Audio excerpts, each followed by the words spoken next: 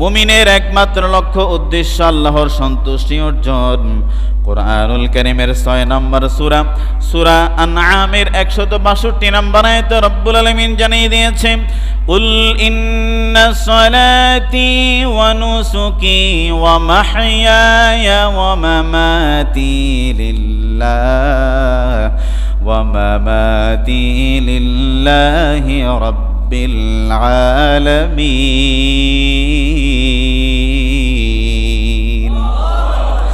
সম্মানিত প্রিয় ভাইয়েরা, রব্বুল আলামিন জানিয়ে দিয়েছে মুমিনের একমাত্র লক্ষ্য উদ্দেশ্য আমি আল্লাহ তাআলার সন্তুষ্টি অর্জন। এ মর্মে রব্বুল আলামিন জানিয়ে দিয়েছে, কুল ইন্না সলাতি ওয়া নুসুকি ওয়া মাহইয়ায়া ওয়া মামাতি লিল্লাহি রাব্বিল আলামিন। ও পৃথিবীর ইমানদাররা, ও পৃথিবীর গোলামেরা, বলুন আল্লাহ রাব্বুল আলামিন আমাকে পৃথিবীর জমিনে পাঠিয়েছেন আমার নামাজ, আমার কোরবানি, আমার জীবন, আমার মরণ জগৎসমূহের প্রতিপালকের জন্য সকল কিছু অর্পিত করা হয়েছে। সুবহানাল্লাহ। জানিয়ে দিয়েছেন রব্বুল আলামিন, ও বান্দারা বলো, আমার জীবন, আমার মরণ, আমার বেঁচে থাকা, আমার মরে যাওয়া, আমার পৃথিবীর জমিনের সকল ধরনের কার্যক্রম একমাত্র কার জন্য? আর একটু জোরে বলেন, কার জন্য? রব্বুল আলামিন বলেন, একজন মুমিনের সকল ধরনের কার্যক্রম যখন তার রবের জন্য হয়, ওই বান্দাও তার রবের জন্য হয়ে যায়। জোরে বলেন সুবহানাল্লাহ। আপনার সকল কাজ যখন আপনার রবের জন্য হবে, আপনার সত্য কথা বলা, আপনার মিথ্যা কথা বলা, আপনি কাউকে বন্ধুরূপে গ্রহণ করেছেন আবার তাকে বন্ধুত্বের কাতার থেকে ছেড়ে দিয়েছেন, আপনি কাউকে ঘৃণা করলেন, কাউকে ভালোবাসলেন, আপনি মরে গেলেন, আপনি বেঁচে থাকলেন, টোটাল জীবনটা কার জন্য? ওরে কথা বলে না, কার জন্য?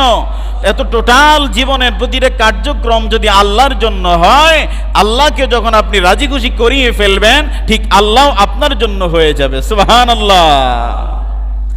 মুস্তাজাবুদ দাওয়া কাকে বলা হয়? মুস্তাজাবুদ দাওয়া হলো তো সে ব্যক্তি যে নাকি রবের কাছে দোয়া করতে দেরি আল্লাহ দোয়া কবুল করতে দেরি করে না। সুবহানাল্লাহ বলেন। এখন আমরা কারা, কয়জন পর্যন্ত মানুষ মুস্তাজাবুদ দাওয়া আমরা হতে পেরেছি রে বাবা? আমরা দোয়া করি বৃষ্টি যেন না আসে, দোয়া করার পিছন দিয়ে আল্লাহ তুফান দিয়া বরফুর কইরা দেয়, ঠিক কিনা বলেন? আমাদের দোয়া কি আল্লাহর কাছে গেছে? আর মুস্তাজাবুদ দাওয়া হলো যে নাকি আল্লাহর কাছে দোয়া করা শুরু করতে দেরি, হাত নামানোর আগ পর্যন্ত রব্বুল আলামিন সেই বান্দার দোয়াগুলো কবুল করে নেয়।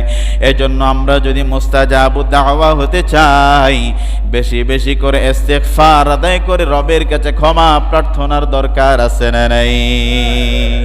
আমরা তো গুনাহ করতেই আছি, দ্ব্যর্থহীন কণ্ঠে আমরা গুনার পিছনেই লেলিয়ে আছি।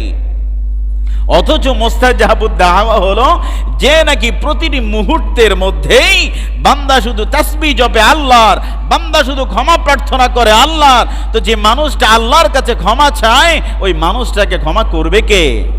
তাহলে আমরাও যদি মুস্তাজাবুদ দাওয়া হতে চাই, হ্যাঁ মুস্তাজাবুদ দাওয়া কে?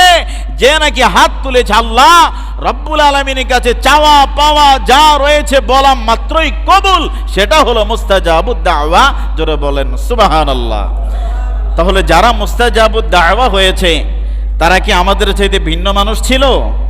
বলেন না, তারা আমাদের মতোই রক্ত মাংস ঘোলা মানুষ ছিল। তবে হ্যাঁ, আমাদের অভ্যাস আর তাদের অভ্যাসের মধ্যে আকাশ পাতাল ডিস্টেন্স ছিল, পার্থক্য ছিল, ঠিক কিনা বলেন? আমরা ফজর পড়লে জোহর পড়ি না, মাগরিব পড়লে এশাতে নাই, একদিন নামাজ পড়লে 5 দিন নাই, এক জুমা পড়লে 2 জুমার খবর থাকে না। আর মুস্তাজাবুদ দাওয়া যারা, তাদের মুস্তাহাব আমলও ছুটে না, মুস্তাহসান আমলও ছুটে না, নফলও ছুটে না, ফরজ ওয়াজিব তো দূরের কথা, ঠিক কিনা বলেন? যে মানুষের নাকি নফল নামাজ ছুটে যায় না, আপনার কি বিশ্বাস হয় সে মানুষের ফরজ তরক হয়? কথা বলেন না।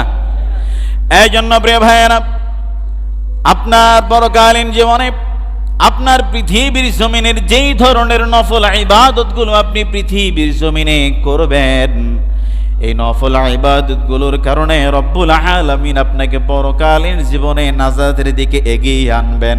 সংক্ষিপ্ত উদাহরণ দিলে ভালো করে বুঝবেন।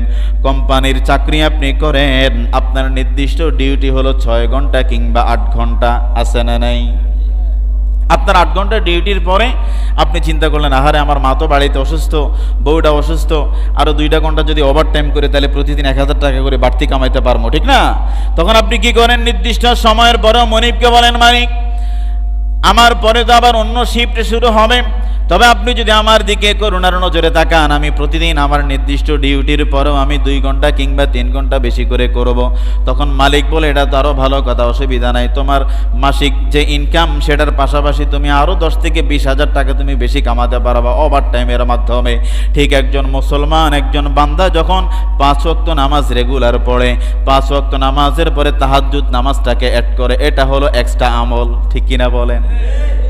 নফল সবাই মাগরিব পড়ে চলে যায়, আপনি আউয়াবিনে দাঁড়িয়ে গেলেন, ফজরের নামাজ পড়ে সবাই বাড়িতে দৌড়ায়, আপনি মসজিদের মধ্যে বসে রইলেন, 15 মিনিট 20 মিনিট অপেক্ষমান ছিলেন, যখন সূর্য উদয় হয়ে গেল তারপরে সময় অপেক্ষমান, আপনি অপেক্ষা করে আপনি ইশরাকের নামাজ যদি আদায় করে নেন।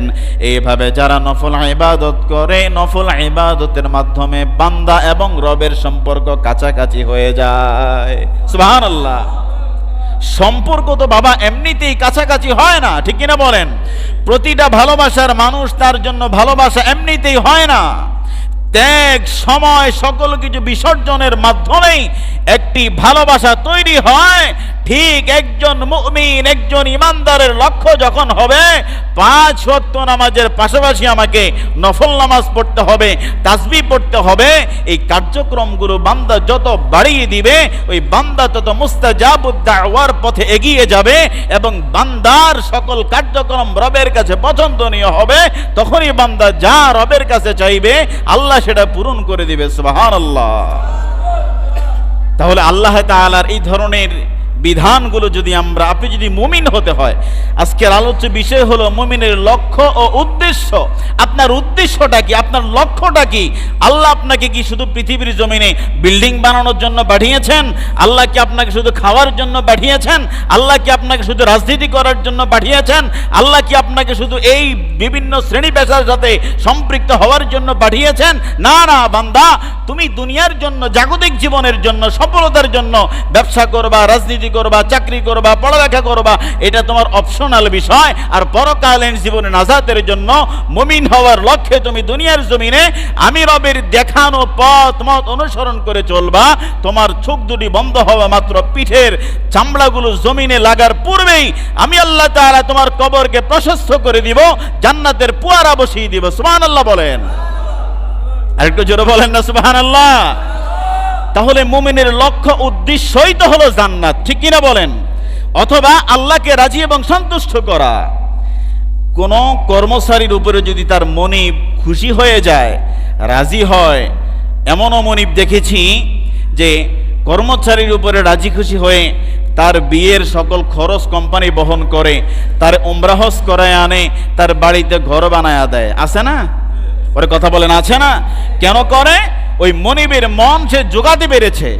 এই জন্য প্রিয় ভাইয়েরা, আমাদের মনিবকে, আওয়াজ করে বলেন আমাদের মনিবকে, আর একটু আওয়াজ করে আকাশ বাতাস মুখরিত বলেন কে আমাদের মনিবকে, আওয়াজ করে বলেন আমাদের মনিবকে। সে আল্লাহকে যদি আপনি রাজি আর সন্তুষ্ট অর্জন যদি করাতে পারেন, হ্যাঁ বান্দা তোমার যা প্রয়োজন চাওয়া মাত্রই তুমি ছেদে দেরি, আল্লাহ তোমাকে দিতে বিন্দু পরিমাণ দেরি করবে না। এবার একটু বুঝে থাকলে বলেন সুবহানাল্লাহ। বলেন আমার মালিকের কাছে কোনো কিছুর অভাব আছে? আপনি আমার কাছে একই টাইমে 5টা জিনিস চাইলেন, হয়তো আমার কাছে 2টা আছে। কথা বলেন না, কথা বুঝেন নাই? আপনি আমার কাছে একই সময় 5টা জিনিস চাইলেন, আমার কাছে আছে কয়টা? আমার প্রয়োজন একটা, আরেকটা আপনারা দিয়ে দিলাম, অসুবিধা নাই। কিন্তু আল্লাহর কাছে তো এরকম না যে আল্লাহর কাছে আপনি 10টা জিনিস চাইলেন, আল্লাহ কারো কাছ থেকে ধার নিতে হবে। নাউযুবিল্লাহ, এমন কথাও তো চিন্তা করা যাবে না, ঠিক কিনা বলেন? আমার আল্লাহ হলো পরিপূর্ণ। বলেন আল্লাহ কি? জোরে বলেন আল্লাহ কি? পরিপূর্ণ। আল্লাহর কাছে আমরা চাইতে জানি না বিদায় পাই না, ঠিক কিনা বলেন? সম্মানিত প্রিয় ভাইয়েরা, তাহলে আমাদের জীবন, আমাদের মরণ, আমাদের নামাজ, আমাদের কোরবানি, আমাদের বেঁচে থাকা, আমাদের মরে যাওয়া, আমাদের ব্যবসা বাণিজ্য, আমাদের ব্যবসা না করা, আমাদের বন্ধুত্ব ছেড়ে দেওয়া, এ সকল কিছু একজনের জন্য হবে। জবান খুলে বলেন তিনি কে? সবটাই হতে হবে আল্লাহর জন্য।